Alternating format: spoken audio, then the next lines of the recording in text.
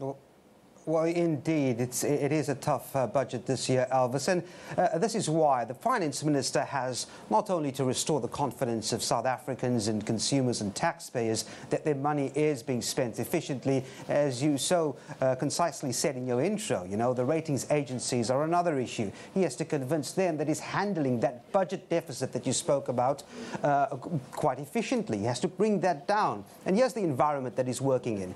He's working in an environment where South Africa is seeing sluggish growth. Of course, we know there are strikes in key sectors of the economy. Then there's the weak rand. And of course, consumers are faced with high inflation. That means it's not a pretty good environment for them at the moment. It's pretty tight. And all of these factors now actually inform what the budget will look like when we hear him speak this afternoon. So it's a tough one indeed. Now, it's been a tough economic environment, as you so rightly put it, and of course the weak rand is also a problem. What impact does the currency have on this budget, do you think?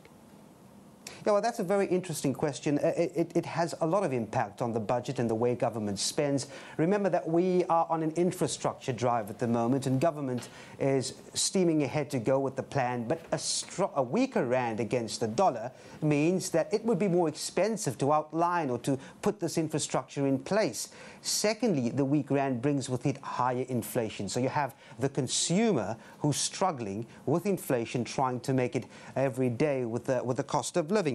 And also remember that we've got a high budget deficit and a current account deficit. And of course, if you need to service that debt, a weak rand doesn't help because you will be paying in foreign currency. So here you go. When you have a weak currency, these are all the implications of it that makes his job a bit more tougher to contain that budget deficit. Now, many South Africans would be looking at the tax implications, or if there is any tax implications of this budget speech. What are we likely to hear, you think?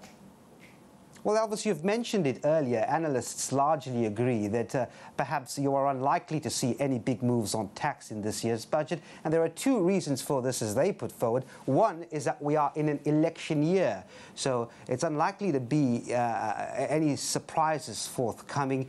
And the second reason is that we have the Davis Committee on Tax. Now, this is a committee formulated to actually go out there and investigate South Africa's policy framework around tax.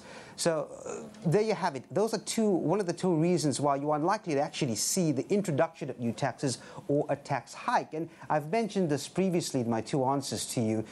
It's also a tight environment for consumers at the moment. The last thing they want to hear is that it will cost them more when they visit a retailer or they do any transactions if VAT, for example, goes up. So the tight environment at the moment, the economic conditions, it's unlikely that we will see consumers being faced with more tax hikes. That doesn't mean to say that you're not going to see a tax hike in the future. Remember, a budget is all about revenue. You need to gather revenue to execute social spending. So at some point, if not in this budget, you're likely to see some changes to tax to ensure that the revenue does come in. But as far as this budget is concerned this afternoon, the large consensus is that you're unlikely to see any tax hikes. Tough economic conditions indeed. Now, the minister always talked about savings for South Africans and consumers, but with rising taxes, fuel increases, electricity increases, are we likely to hear anything towards that phase? And how is he going to achieve that?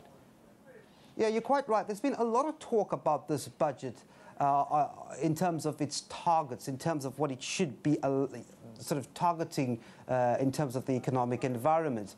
Analysts have said the budget needs to move away from poverty alleviation. What it should be concentrating on is poverty reduction. And that means we should have South Africans as individuals and as corporates saving more, so that you are in a position where you are in a strong financial health. And I suppose in that regard, many analysts have said, well, perhaps the finance minister should concentrate on making it easier for pensioners, for example, to have a lot of money when they do withdraw their lump sum out. So in other words, preferred tax incentives for pensioners, for example, when they are withdrawing out. Savings is a very important issue. You just mentioned now that the finance minister had said before we need a savings culture in this country. What the analysts are saying, well, give us those incentives in your budget and we can perhaps be a stronger savings country. Devan, thank you so much for your time and your insight there.